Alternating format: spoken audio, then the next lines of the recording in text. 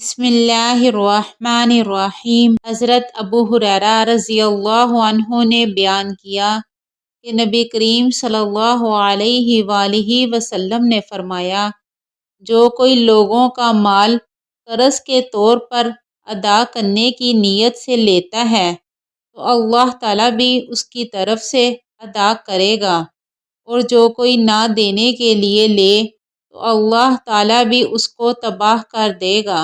صحیح بخاری حدیث نمبر 2387۔ حضرت عائشہ رضی اللہ عنہا سے روایت ہے کہ رسول اللہ صلی اللہ علیہ وآلہ وسلم نماز میں دعا کرتے تو یہ بھی کہتے، اے اللہ، میں گناہ اور قرض سے تیری پناہ مانگتا ہوں۔ کسی نے عرض کیا، یا رسول اللہ صلی اللہ علیہ وآلہ وسلم، آپ قرض سے اتنی پناہ مانگتے ہیں؟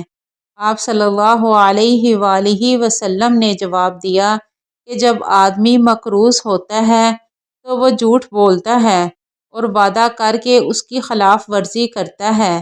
صحیح بخاری حدیث نمبر 2397۔ حضرت اسامہ بن زید رضی اللہ عنہ نے بیان کیا کہ نبی کریم صلی اللہ علیہ وآلہ وسلم مدینہ کے ایک بلند مکان پر چڑھے، پھر فرمایا، کیا تم لوگ بھی دیکھ رہے ہو جو میں دیکھ رہا ہوں کہ عنقریب تمہارے گھروں میں فتنے اس طرح برس رہے ہوں گے جیسے بارش برستی ہے۔ صحیح بخاری حدیث نمبر 2467۔